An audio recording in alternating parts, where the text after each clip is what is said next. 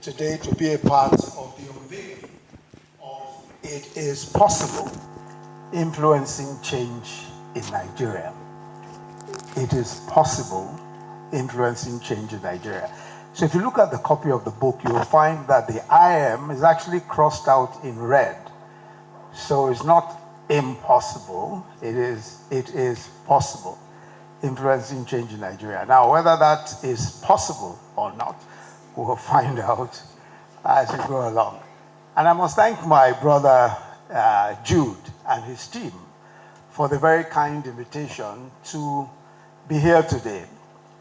Jude has always been about big ideas and constantly pushing for bold and new approaches to addressing the challenges facing Africa and, of course, facing Nigeria. So I wasn't really surprised when he discussed the problem with smart people like Jude. They assume that everyone knows what they're talking about.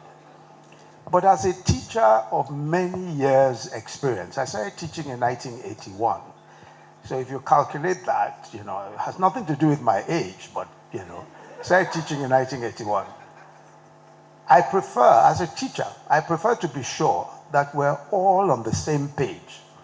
And I've learned my lessons the hard way. I remember in my early years as a law teacher, I was taking tutorials in criminal law. And one of the concepts in determining liability in criminal law is the eggshell principle. The eggshell principle, as in eggs. The eggshell principle. And I want to explain this in a bit of detail, just so that you'll understand what I'm trying to say subsequently. So the principle is to the effect that if you hit a man on the head, or a woman on the head, with a ruler, a thin stick, even if it's a thin stick, and his head breaks into two, and he dies, you cannot say, I'm not liable because his head was too weak. The law takes the position that a man is entitled to carry his eggshell head around. And even if you hit it, even if it's softly, even if you hit it very lightly, and it breaks, you're still liable. This is the eggshell principle of liability in criminal law. Now, this is how it is properly explained. But then I asked my tutorial class once what the eggshell principle was. People kept quiet for a while, so I was a bit concerned. Then subsequently, about 3 or so people raised their hands. One said, the eggshell principle is, if you are careless in a market and you throw something and it breaks somebody's eggs, you are liable. That's one. Another said, legal experts have discovered that almost everybody you see has a weak head called an eggshell head.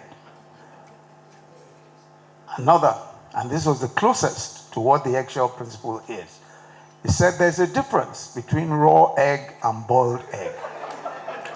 But you're liable if you break the head of someone whose head is like a raw egg.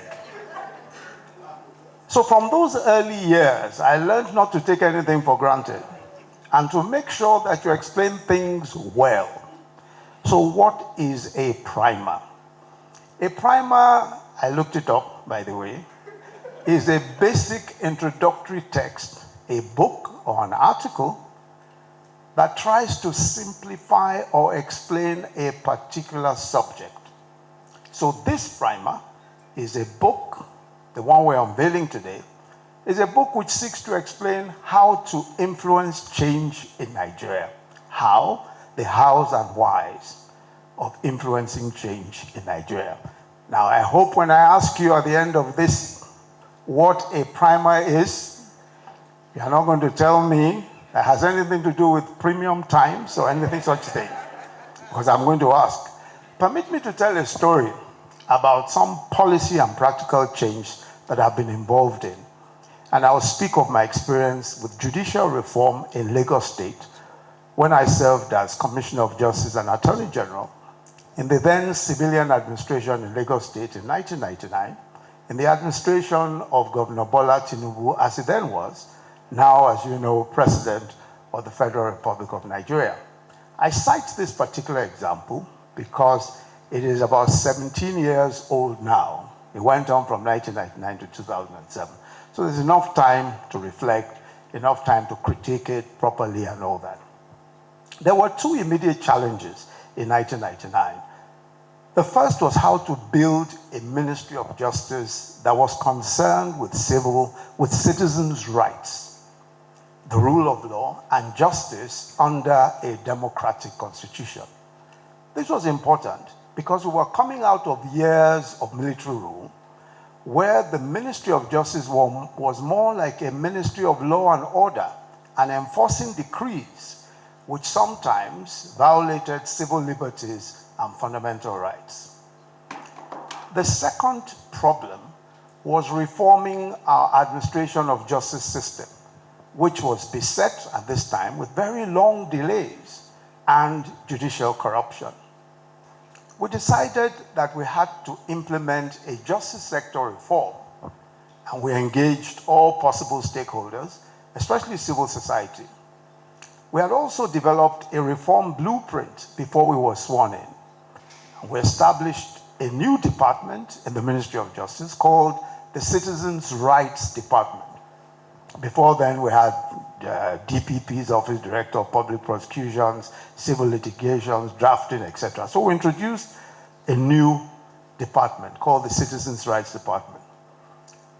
We started something called the Office of the Public Defender under Citizens' Rights, offering free legal services for citizens who could not afford legal fees, a consumer protection unit, and a citizens mediation center. Now, there were several citizens mediation centers set up.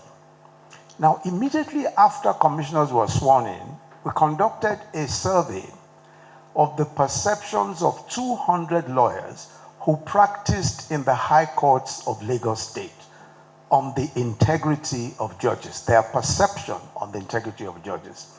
89% of the lawyers responded that judges in the state were, quote, notoriously corrupt. Notoriously corrupt.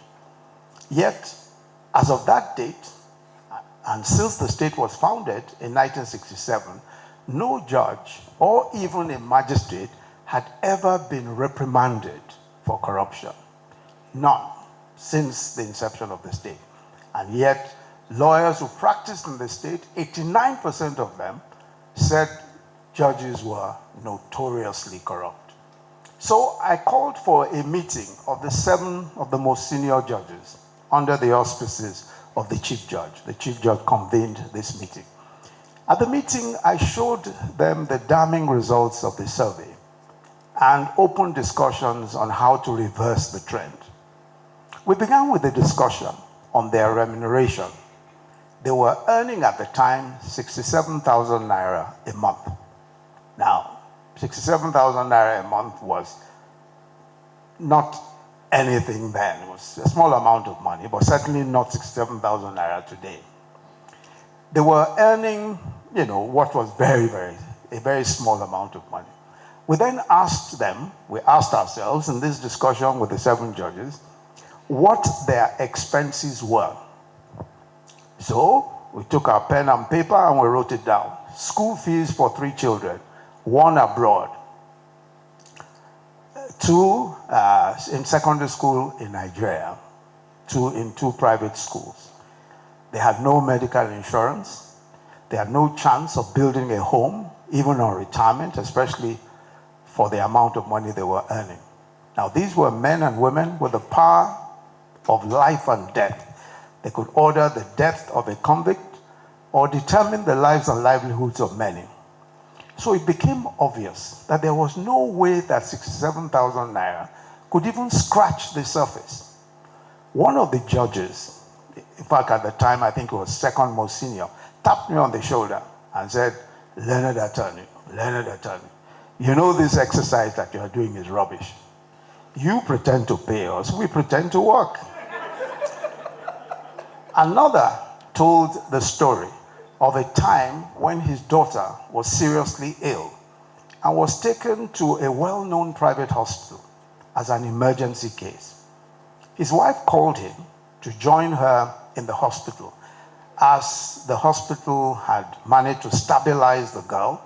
They now demanded a deposit to admit her for further treatment. So when he arrived, he was asked to pay 17,000 naira, but he couldn't afford it. And he was there pleading with them to have his daughter admitted while he went to raise the cash and return. The hospital refused. As he pleaded, a man tapped him from behind and said, "Don't worry, sir, don't worry. We will take care of the bill, don't worry." So the relieved judge thanked the angel profusely. The money was paid and his daughter was admitted. On his way to his car, his clerk, who came with him, asked him if he knew the man who paid the bill. He said, "No, I've never met him before." The clerk told him that this was a particular litigant in a case before him. At the time, of course, he didn't know this, but he was relating this story to us to let us know that the person who actually paid the bill was somebody who had a case before him. So on the issue of remuneration of judges then, we then decided that we'll hire a good human resource expert company to work out what would constitute a living wage and other emoluments. We eventually agreed on a sum almost 5 times their earnings at the time. And then, quickly, when a judge is accused of corruption, there are one of 2 things you could do. You could bring it to the Judicial Service Commission, that's the State Judicial Service Commission. Now, if you do that, there's a lot of interference. You get calls from everybody, calls from traditional rulers, from this and that. But we decided, in agreement with the judges, that we will send the complaint straight to the National Judicial Council. It will not stop at the Judicial Service Commission. We'll just send it straight. And they, of course, don't know anybody. They'll constitute a panel and then make a recommendation to us, which is exactly what we did. So we kept our word on remuneration and rigorously enforced appointments and discipline. 22 magistrates were sacked for corrupt practices, and 3 judges were also sacked before 2002. New judges under the new dispensation, about half the number of judges were appointed, 26 of them. These were all new judges. And this was about half the number of judges of the state. Many of them were young, some barely 35 years old at the time. And 2/3 of them were women. Now, at the time we were criticized for appointing very young people. In fact, there was some commentator in the newspaper who said that we have appointed miniskirt-wearing eaglet judges. Fortunately, the ladies proved that they had more, that they were smarter than the miniskirts or any such thing. The average age of judges dropped from 55 to 44. We also arranged for judges during their vacation to sit with judges in the Royal Courts of Justice in London to get a sense of how a long-established and reputed court system works. We introduced the multi-door courthouse system, which provided robust alternative dispute mechanism. And we also established, as I had said earlier, citizens mediation centers everywhere, where citizens resolve small claims mediated by trained mediators. And this substantially reduced the number of civil cases going before magistrates on the High Court. We fundamentally reviewed our civil procedure rules at the time to reduce the long delays in the judicial process. The Lagos State Judiciary, I think, experienced the beginnings of a transformation that went on in the following years and, to a very good extent, changed the nation's administration of justice system, especially regarding remuneration, appointment of judges, radical civil and criminal procedural reforms, and alternative dispute resolution. Many states adopted the Lagos model, especially the civil procedural rules. They also adopted the multi-door courthouse, including the Federal Capital Territory here. Several ministries of justice, including the Federal Ministry of Justice, established citizens' rights department patterned along the Lagos lines. And finally, we wrote all these into a policy document, which was endorsed by all the judges at a judicial retreat that we held in Ghana and approved by the Lagos State Executive Council. Now, what were the key elements of that change that took place? And what were the key elements that made whatever modest success we achieved possible?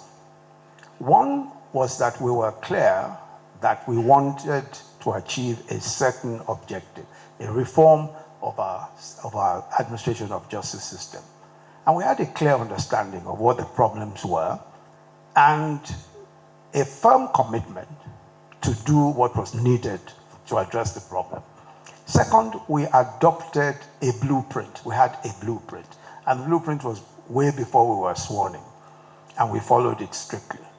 Thirdly, we built a strong partnership across civil society, media, academia, and other relevant government institutions. We understood that we needed a multi-pronged approach to tackle the problems. Different institutions and groups had unique roles to play, and we had to ensure that we benefited from all of them. We needed others. We simply couldn't do it alone. The fourth was that we built a strong narrative around the relevance of what we were trying to do.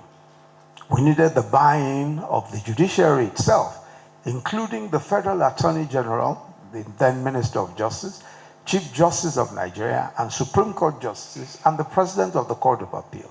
All of them, we ensured that they attended our judicial reform summits, and we held about 4 or 5 of those summits. And at those summits, all our plans and ideas were robustly debated with our other partners. We had to find common ground of collaboration, since, of course, it was not possible to agree on everything. And fifth, we planned around sustaining the reform and the changes that we were putting in place, because we really thought it would be the wise thing, of course, is how will these changes endure beyond us. Finally, we were very hands-on, and I do not think that you can bring about any kind of change in Nigeria without being hands-on. Whoever is the CEO, whoever is the chief executive, must be absolutely hands-on. In this part of the world, the CEO is the CEO. Everybody else is an advisor. Everybody else is an advisor. And that is so whether it is the president or a governor or a commissioner or minister. Everybody is an advisor. We don't have a system of collective activity. If you are the CEO, you must be the CEO, because you're going to have to take all the decisions. I had meetings then with the Chief Judge of the state, as I said, the Chief Justice of Nigeria, the Federal Attorney General, regularly, because you have to get buy-in at every stage. You can't assume that everyone is happy with what you're doing. The constant consultation is important. In 2007, we conducted another survey. This was on advice of the World Bank at the time, that we should conduct yet another survey. And we ran this survey along with their own people. And in the High Court of Lagos, the report was, the result was the same integrity test, 200 lawyers, another set of 200 lawyers. At that time, the score was 0% corruption. So the question was, what's your perception of corruption in the High Court? Not the Magistrate Court, the High Court. And we have 0% now. Now, what happened? It wasn't as though the people became born again or anything like that. It was more because, first, remuneration was substantial, and there was consequence for any kind of misdemeanor. And they saw the evidence of the consequence. As I said, 22 magistrates were sacked, 3 judges were also sacked. So there's no question at all that the state had the resolve to punish any form of criminality or any form of corruption. Now, there was, you would say that there was some measure of dramatic change. Of course, when you look at it, many of our efforts failed. Many of the efforts that we tried to put in place failed, if you look at it even 17 years on. Huge challenges remain in the judiciary of Lagos State in particular, which is the one I'm talking about. Yes, there are still delays in the judicial process. We need more public defenders. We need citizens mediation centers to actually work. And of course, we still need a greater amount of training and discipline. And we still hear of judicial corruption here and there. Perhaps another survey will help to establish where we're at. In other words, actual monitoring, over the 17-year period, especially in this past few years, we don't know whether such monitoring has taken place. But despite all that, and which is really the point that I really would wish to make, although a lot remains to be done years after we left Lagos State, but it's still evident that the administration of justice system in Lagos State is still the gold standard for state judiciaries. Because at least at some point, which was in the beginning in 1999, a deliberate, serious-minded effort was made for reform. And since then, several attorneys general have built on it. Another thing I'd like to mention about what has happened with trying to sustain it is that we established a tradition of attorneys general of Lagos State meeting at least once. And I'm happy to say that we at least had 2 or 3 of those meetings with new attorneys general as they came on board, so that we're able to establish, to a certain extent, a collegiate approach, and we're at least able to share experiences and all that. Sadly, I wasn't able to attend the very last one that they did, but there have been those kinds of meetings, which obviously are very helpful in sustaining reform. So while we may never become experts, and this is just a general point, at influencing change in society, we have plenty of information and wise guidance in what works and what doesn't work. There are numerous examples and several different scenarios of change made, change that is stalled, and change that fails. Some facts that clearly emerge from all of what we know, and I speak for myself, are the following.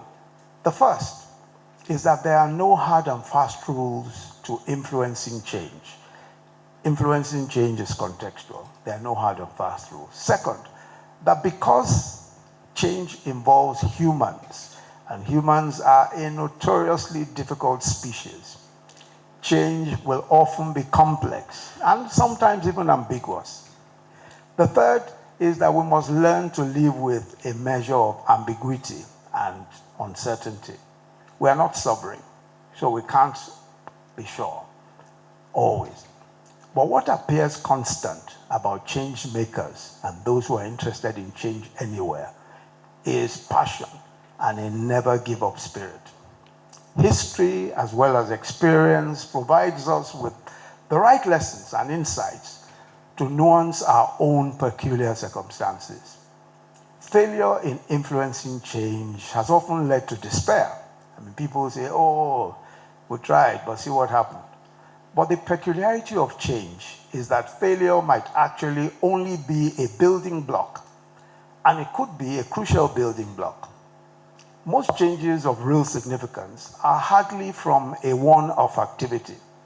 They build on the many steps, many errors, and many successes of the past. The reality of bringing about real change is humbling, and anyone who speaks about change in a manner that is less than humble may not have really gone through any kind of rigorous process. While the role of an inspired or inspirational catalyst may be vital, the role of some kind of a change maker, a reformer, might be a vital one, it is hardly possible as a solo effort. Collaboration and synergies are key. Indeed, enduring change almost always requires an intentional or inadvertent development of an ecosystem of like minds. There has to be the creation of that ecosystem of like minds, whatever the change that you want to achieve. Understanding the role that others will play or will play is an important one, and we must be open to diverse roles and players.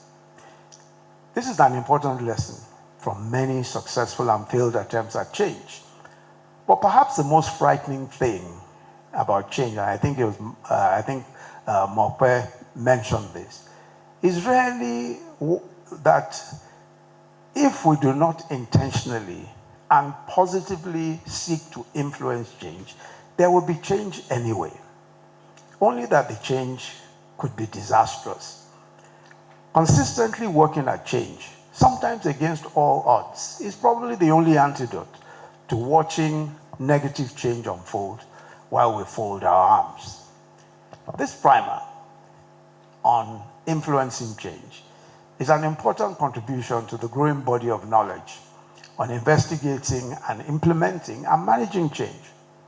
I think it takes on a very huge challenge of explaining those processes in the context of Nigeria, our country, where, as the primer explains, on account of the recursive one step forward and two steps backwards, her change journey has sometimes led to despair. But by unpacking many complexities and ambiguities of the subject, the primer helps our understanding very greatly. But more importantly, it gives us hope.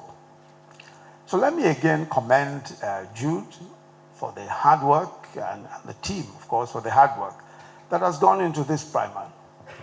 It is a testament to his optimistic commitment to moving our nation, of course, our region forward. And I'm equally delighted that Thoughts and Mace Advisory, the firm that he envisioned and that is responsible also for this publication, is firmly committed to providing knowledge and support to third sector institutions to ensure that we create a vibrant ecosystem for Nigeria and for Africa. This primer, as I understand it, is only the first in their primer series. And we look forward to more of these kinds of effort. So before I say thank you very much, I'd like to ask someone, what is a primer? As I see that nobody dares to take on the challenge, thank you very much for listening.